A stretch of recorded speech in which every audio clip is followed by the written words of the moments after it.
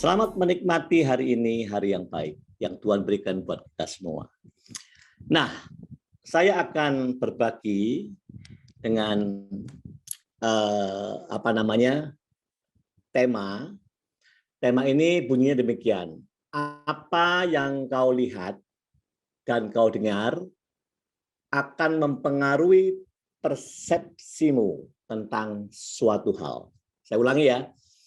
Apa yang kau lihat dan kau dengar akan mempengaruhi persepsimu tentang sesuatu hal.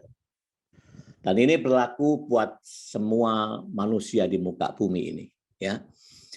Jadi begitu bangun pagi, kita mulai aktivitas hari ini, saudara akan melihat sesuatu dan mendengar sesuatu. Dan ini akan memberikan sekali lagi persepsi tentang sesuatu di benak saudara. Jadi berhati-hatilah, waspadalah apa yang kau lihat dan kau dengar, itu akan sangat mempengaruhi jiwamu, pikiranmu, perasaanmu, dan kehendakmu. Nah, saudara, saya ingin bacakan sebagai ayat pembuka. Sekalipun aku berjalan dalam lembah kekelaman, ayat yang sudah sangat terkenal ya. Sekalipun aku berjalan dalam lembah kekelaman, aku tidak takut bahaya, sebab Engkau besertaku. Gadamu dan tongkatmu itulah yang menghibur aku. Saudaraku, artinya yang kita baca ini, mata Daud melihat kekelaman. Dia merasakan, ya. Jadi Daud ini menghadapi kenyataan apa yang dilihat mata, apa yang didengarkan. Ya. Tapi apa yang terucap, dia katakan, aku tidak takut bahaya. Walaupun itu lembah kekelaman, ya, lembah kematian itu. Saya membayangkan lembah kekelaman itu jalan yang tidak jelas, ya, yang gelap. Jalan itu ada keloan demi keloan. Nah, keloan itu kita nggak tahu ada bahaya apa di keloan itu, ya. Jadi betapa sangat berbahayanya situasi itu. Tapi Daud sekali lagi katakan, aku tidak takut bahaya, sebab Tuhan besertaku. Gadamu dan tongkatmu yang menghibur aku. Ini gambaran, Daud ini kan faktanya dia seorang gembala, menggembalakan domba. Ya, tetapi di Mazmur 23 ini dia menempatkan dirinya sebagai dirinya itu domba. Tuhannya itulah gembalanya. Nah, makanya dia katakan gembala itu kan selalu bawa gada dan tongkat. Ya, bentuk tongkatnya begini. Nah, ya. Gadanya itu saya baca dari akar kayu, akar pohon yang kuat, ya. Jadi kira-kira setengah meter itu dibawa sebagai gada untuk memukul binatang-binatang liar yang ingin memangsa dombanya. Jadi ini yang menyelamatkan. Lalu tongkatnya yang bentuknya seperti ini, tongkatnya itu juga untuk penyelamat. Kalau ada domba yang mulai miring, dia pukul tubuhnya dengan tongkat itu. Nah, yang bentuk begini, itu kalau dombanya terprosok ke lubang, maka untuk menarik itu pakai tongkatnya. Jadi dua alat ini adalah alat penyelamat domba. Dan sekali lagi itu dikatakan, itulah yang menghibur aku. Saudara, seperti yang kita baca tadi di Mazmur 91, ya, orang yang duduk dalam perlindungan yang maha tinggi, yang bermalam dalam naungan yang maha kuasa, akan berkata kepada Tuhan, tempat perlindunganku dan kubu pertahananku, Allahku yang kupercaya. Nah, apa yang kita baca dari dua ayat ini kan menggambarkan kok bisa sosok Daud itu seperti itu, ya. Kok bisa? Dalam situasi ganas, situasi yang membahayakan nyawanya, tapi dia bisa katakan seperti itu. Kenapa? Ini bicara iman, saudara. Ya, nah, bicara iman. Bukankah kita ini setiap hari sebetulnya menghadapi tantangan? Apa yang kau lihat, kau dengar itu tantangan.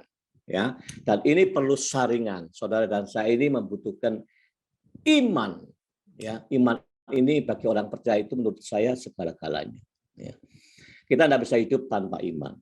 Ya, kita akan belajar di dalam firman Tuhan pagi hari ini. Ada 3 tokoh, 3 contoh manusia, ya. Ini yang menggambarkan sosok iman mereka seperti apa. Ya. Yang pertama, saya bacakan di Lukas 8 ayat 40. Ya, saya mulai ya. Ini tokoh yang bernama Yairus. Siapa Yairus? Yairus ialah kepala rumah ibadah. Ya, kepala rumah ibadat. Dia tersungkur di kaki Yesus dan memohon kepada Yesus. Apa permohonannya? Supaya Yesus datang ke rumahnya. Nah, saudara perhatikan ya. Dia datang kepada Yesus, dia mohon kepada Yesus supaya Yesus datang ke rumahnya, berkunjung. Kenapa? Anak perempuan satu-satunya. Wah, ini anak perempuan satu-satunya yang usianya 12 tahun hampir mati. Ya, jadi kondisinya ini urgent, hampir mati. Emergency banget ini ya. Dalam perjalanan ke situ, Yesus itu didesak-desak orang banyak. Nah, waktu desaan orang banyak itu ada perempuan yang sudah 12 tahun menderita pendarahan. Saudara ingat ya kisah ini yang sering diulas ya. Yang tidak berhasil disembuhkan oleh siapapun. Ya, siapapun tidak bisa sembuhkan. Dia maju mendekati Yesus. Dia maju mendekati Yesus, di pikirannya itu dia berpikir beginilah. Asal aku menjamah jumbai jubahnya saja, jumbainya ya. Asal menjamah jubahnya saja, seketika itu dia yakin maka dia akan sembuh. Dan itu dia kerjakan. Ya. Pada waktu dia menjamah, Yesus berhenti, Yesus mengatakan. Nah, saya kalau membaca ayat ini, benar-benar ayat ini dahsyat. Yesus berhenti, Yesus mengatakan, siapa yang menjamah aku? Nah, lalu, karena tidak ada yang ngaku, berkatalah Petrus, Guru, orang banyak ini berdesakan, mereka ini ya tentu menyentuh engkau. Mereka pasti bersentuhan lah, ya.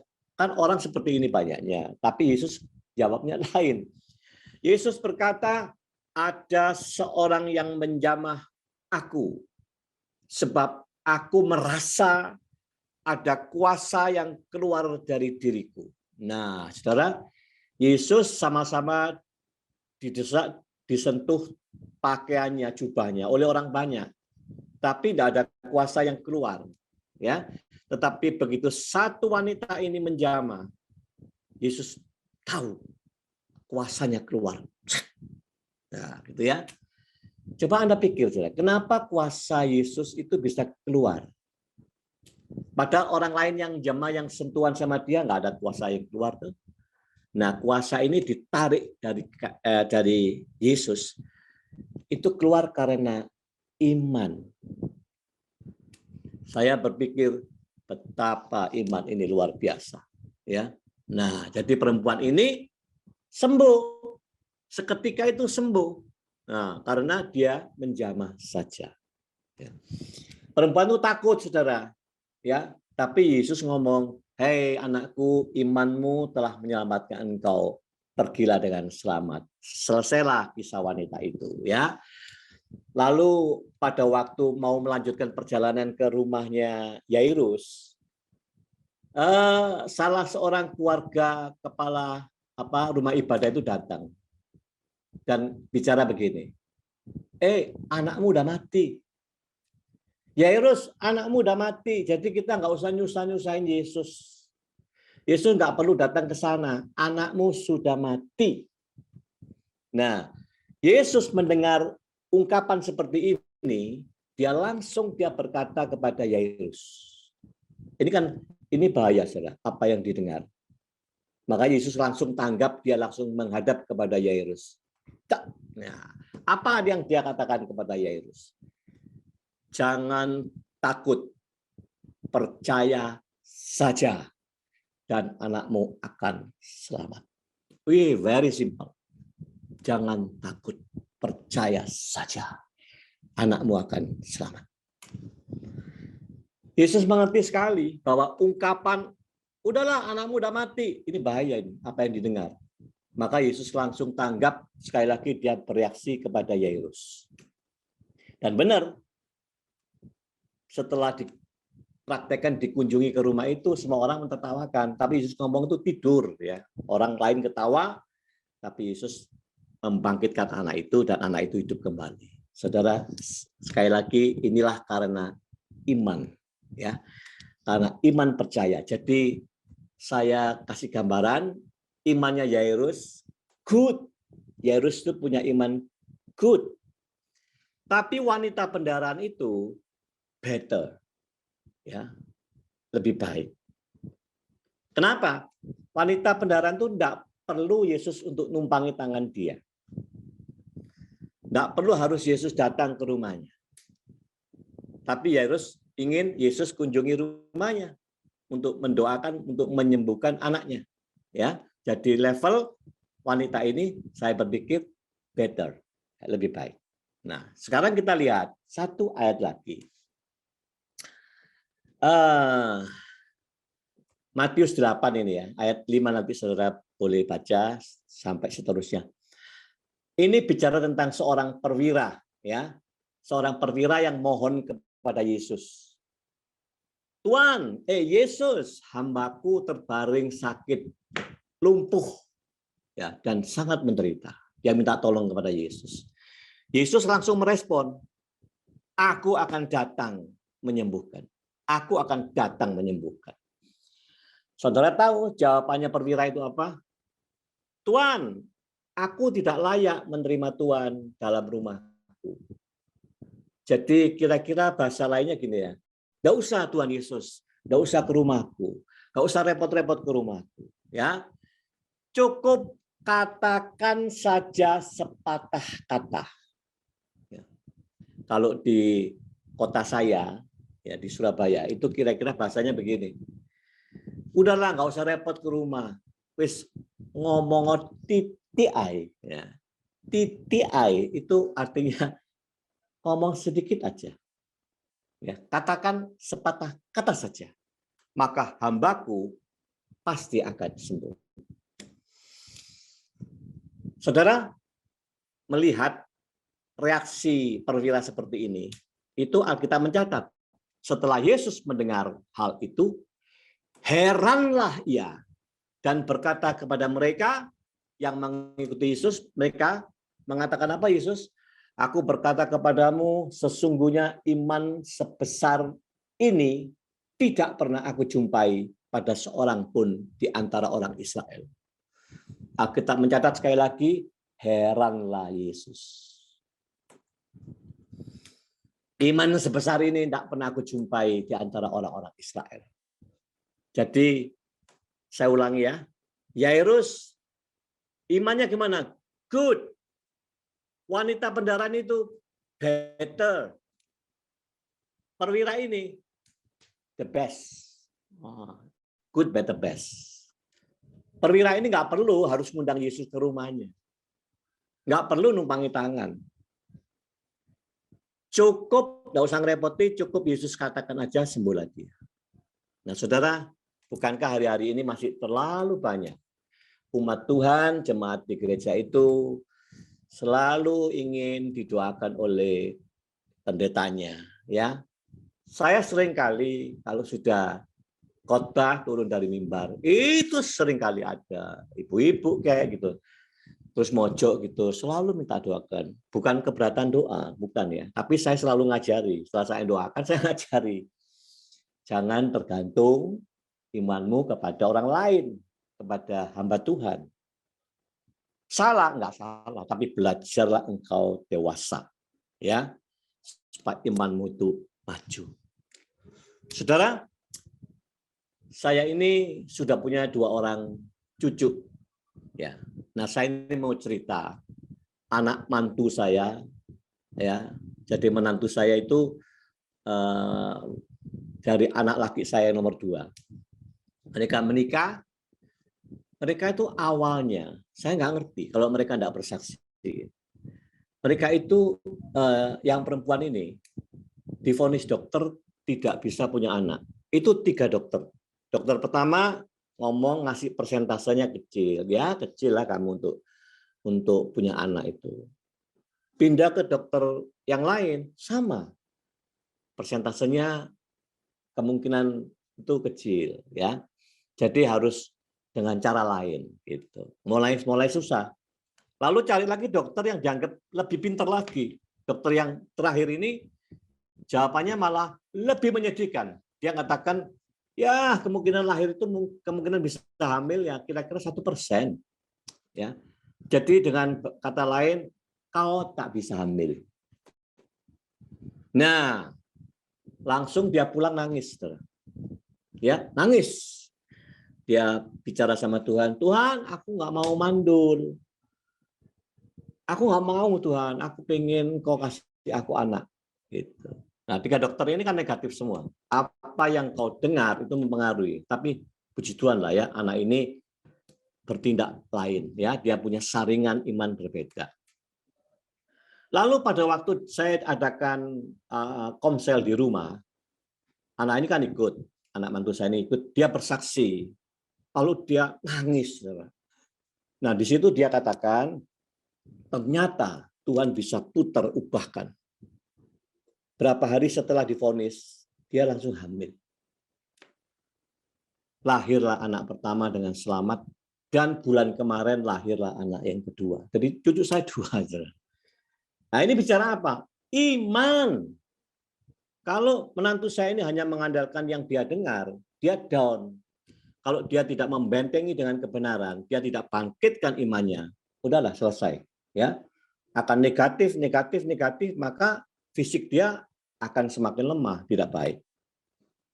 Dan sekali lagi, saudaraku, betapa iman ini kita tidak bisa diamkan. Banyak orang Kristen di gereja, tapi iman pasti berbeda-beda. Ya, sesungguhnya Tuhan itu tidak nuntut kita punya iman yang besar sekali gitu, enggak ya. Karena Alkitab catat tuh, kasih perumpamaan, cukup iman sebesar biji sawi saja, itu sudah dahsyat.